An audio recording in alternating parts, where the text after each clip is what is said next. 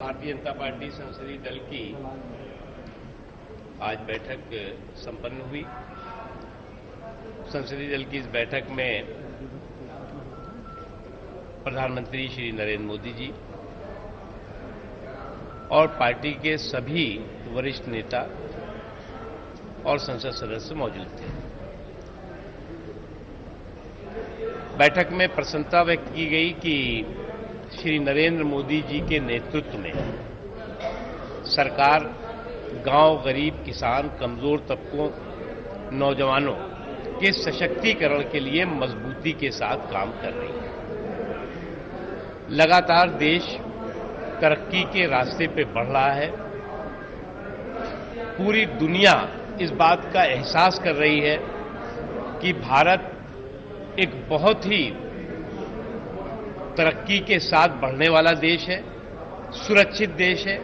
और न केवल यही बल्कि तमाम जो अंतर्राष्ट्रीय एजेंसियां हैं वो इस बात का कि बार बार आकलन करने के साथ घोषणा कर रही हैं कि श्री नरेंद्र मोदी जी के नेतृत्व में आज भारत बहुत मजबूत अर्थव्यवस्था और बहुत मजबूत देश की तरफ तेजी से बढ़ रहा है।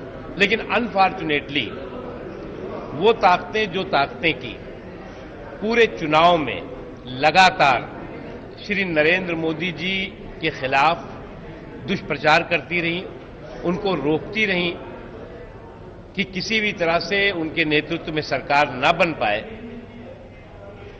उसके बावजूद भी देश की जनता ने श्री नरेंद्र मोदी जी पर और भारतीय जनता पार्टी पर विश्वास किया और अपना जनादेश दिया।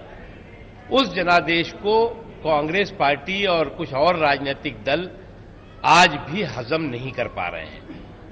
आज भी वो हार के हैंगओवर से बाहर नहीं निकल पा रहे हैं और किस तरह से देश के प्रोग्रेस पर पॉलिटिकल पलीता लगाओ, देश के प्रोग्रेस पर को रोको, गरीबों के विकास को किस तरह से बंधक बनाओ, इसका षड्यंत्र लगातार कुछ पार्टियां, विशेष तौर से कांग्रेस पार्टी कर रही है। श्री अरुण जेटली जी ने इशरत जहां के मामले को भी इस बैठक में जानकारी दी, जो कि पूरा विश्व जानता है कि एक आतंकवादी थी,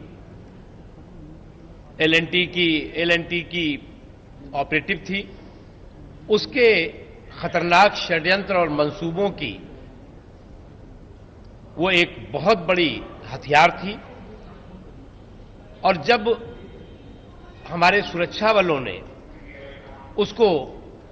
उसके खिलाफ कार्रवाई की और वो कार्रवाई जो शीर्ष सुरक्षा एजेंसियां हैं उनकी पुख्ता जानकारी के आधार पर की गई, उसके बाद जिस तरह का कांग्रेस पार्टी और कांग्रेस पार्टी के साथ साथ उस समय के गृह मंत्री श्री चिदंबरम जी का व्यवहार था, आतंकवादियों और गुनहगारों के मददगार का, और कांग्रेस उन गुनहगारों के मददगार की हिस्सेदार बनती गई और किस तरह से उस पर लिपापोती करती रही, ये पूरे देश ने देखा।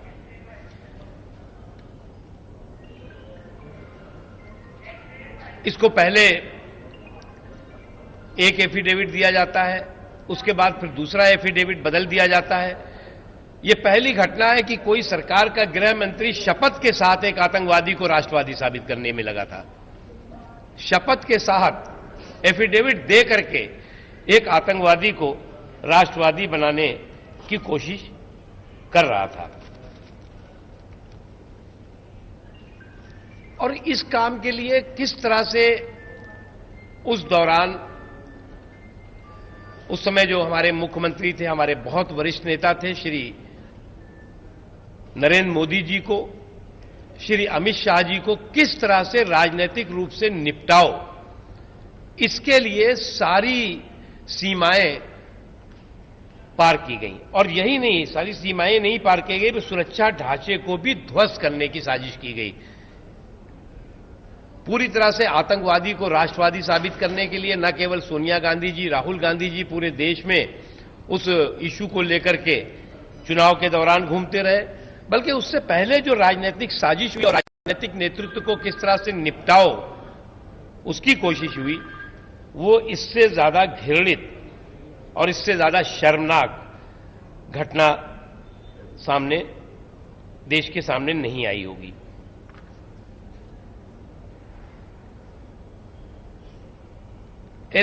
जो लश्कर-ए तोयबा जैसा आतंकवादी संगठन है, उसके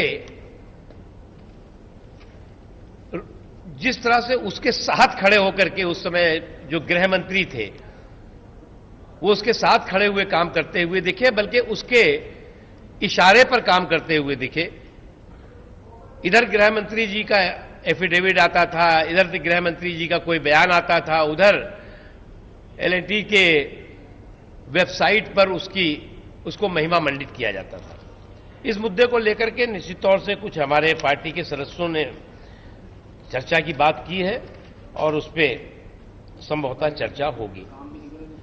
उत्तराखंड के मुद्दे पर बहुत स्पष्ट हमारा मानना है कि उत्तराखंड के मुद्दे पे उत्तराखंड में जो कुछ भी हुआ वो बहुत स्पष्ट तौर से साफ तरीके से वहां पर जो संवैधानिक ढांचा था, जो कॉन्स्टिट्यूशनल मशीनरी थी, वो पूरी तरह से ध्वस्त हो चुकी थी। कॉन्स्टिट्यूशनल क्राइसिस तो था ही, उसके साथ ही साथ ऐसी एक घटना हुई, ऐसी एक उदाहरण था कि बिना बजट का कोई राज्य चल रहा था, जिसमें कि एक बहुत बड़े संकट की संभावना थी। ऐसी स्थिति में ये जरूरी था कि केंद्र सरकार न केवल वहां पर जो हॉर्स ट्रेडिंग चल रही थी, जो वहां पर बगावत थी, वो सब चीजें एक अपनी जगह पर थी, लेकिन बिना बजट का कोई राज्य बन जाए और उसमें भी स्पीकर की तरफ से उसमें हेराफेरी करने की कोशिश हो, ये सारे की सारी चीजें जो है वो एक बड़े संवैधानिक संकट का एक उदाहरण था। इसलिए वहां पर असेंबली को सस्पेंड किया गया और उसको जो है वो किस तरह से संवैधानिक संकट ठीक हो सके उसकी पूरी कोशिश की गई। अब उत्तराखंड के मुद्दे पर अगर ये चाहते हैं कि चर्चा हो तो राष्ट्रपति जी ने जो राष्ट्रपति शासन लगाया था उसके बारे में जो धारा 356 के तहत जो चर्चा होगी उसमें चर्चा हम करेंगे, जवाब भी देंगे। उसके अलग से कोई चर्चा की हमें लगता है कि आवश्यकता नहीं, क्योंकि उस पर चर्चा होनी है दोनों हाउसेज में, इसलिए उस पर किसी भी तरह से अलग से कोई चर्चा की जरूरत नहीं है। अगस्ता जो चॉपर डील है उसमें जो घोटाला सामने आ रहा है, उजागर हो रहा है, उससे एक बात बहुत साफ है, कांग्रेस गुनाहों की गठरी और घोटालों का घड़ा है। गुनाहों की गठरी खुल रही है तो एक के बाद एक गुनाह सामने दिखाई पड़ रहे हैं, और उसके घोटालों का घड़ा फूट रहा है तो एक के बाद एक उसके घोटाले भी सामने आ रहे हैं। तो इस कांग्रेस के गुनाहों की गठरी और घोटालों का घड़ा पूरी तरह से एक्सपोज हो चुका है, पूरी तरह से ध्वस्त हो रहा है, और इसके बावजूद भी वो देश के गरीबों, देश के कमजोर तबकों, देश के नौजवानों के विकास को किस तरह से बंधक बनाओ इसकी कोशिश कर रहे हैं।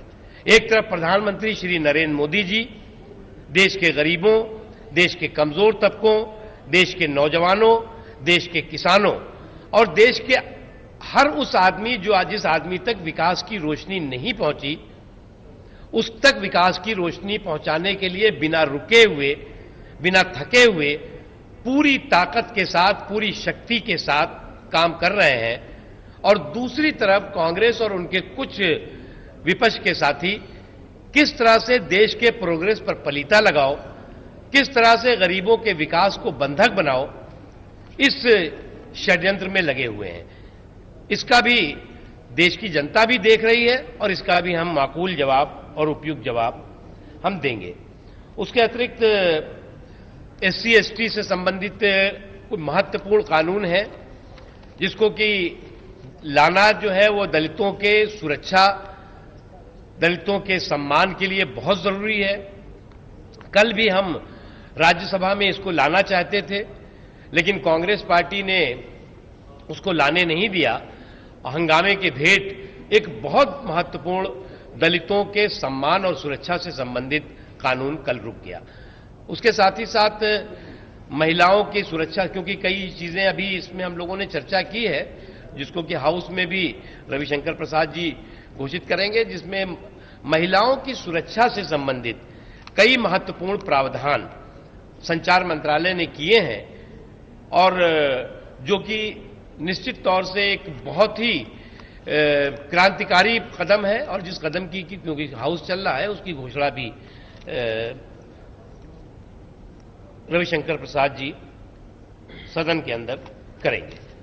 केवल इस बैठक में मुझे यही कहना है। उसके अलावा जो राज्यसभा और लोकसभा में जो हमारी अभी तक की का बिजनेस हुआ है उसके बारे में चर्चा हुई और हमारा अभी भी मानना है कि हाउस सदन जो है सुचारू रूप से चले, रचनात्मक और सकारात्मक ढंग से चले।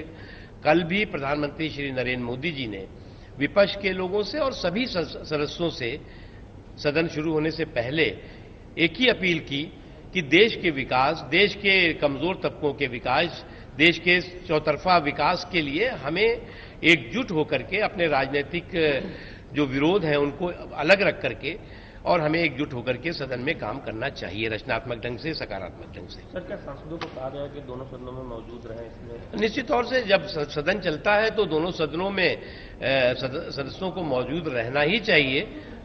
इसलिए जो है वो कहा गया। हमारे चीफ विप नए राम रूडी साहब हैं और उसके अलावा हमारे सारे विप्स नए हैं। Thank you. Foreign secretary Pakistan का उसके बारे में नहीं, उसके बारे में चर्चा नहीं, क्योंकि ऑलरेडी वो डिस्कशन हो रहा है, इसलिए इसमें चर्चा की। प्रधानमंत्री जी ने कुछ बोला नहीं।